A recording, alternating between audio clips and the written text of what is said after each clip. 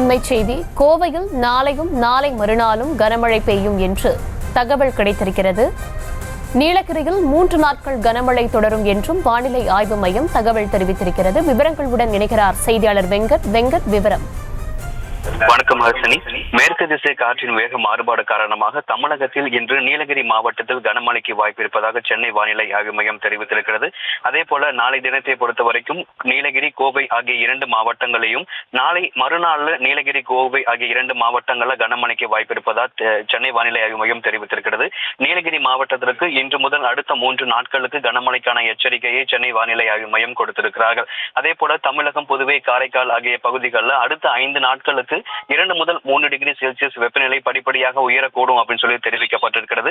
சென்னையை பொறுத்தவரை அடுத்த 48 மணி நேரத்திற்கு வானம் மேகமூட்டத்துடன் காணப்படும் எனவும், நகரின் ஒரு சில பகுதிகளில் மாலை மற்றும் இரவு நேரங்களில் இடி மின்னலுடன் கூடிய லேசானது முதல் மிதமான மழைக்கு வாய்ப்பு இருப்பதாக தெரிவிக்கப்பட்டிருக்கிறது. சென்னையை பொறுத்த வரைக்கும் பகல் நேரத்தில் வெப்பநிலை என்பது சற்றே அதிகமாக, அதாவது அதிகபட்சமாக 35 டிகிரி செல்சியஸ் வரைக்கும் வெப்பநிலை அதிகமாக இருக்கக்கூடும் எனவும், மாலை நேரங்களில் இடி மின்னலுடன் கூடிய லேசானது முதல் மிதமான மழைக்கு வாய்ப்பு இருப்பதாக தெரிவிக்கப்பட்டிருக்கு. தமிழகத்தில் வரக்கூடிய அடுத்த 7 நாட்களுக்கு மிதமான மழைக்கு வாய்ப்பு இருப்பதாகவும், நீலகிரி மாவட்டத்திற்கு 3 நாட்களுக்கு கனமழைக்கான எச்சரிக்கையும் கொடுக்கப்பட்டிருக்கு.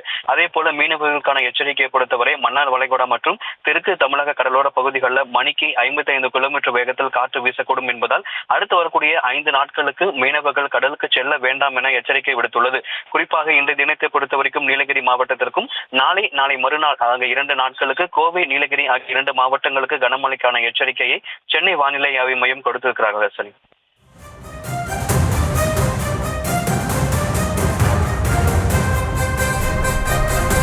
விவரங்களுக்கு நன்றி வெங்கட்.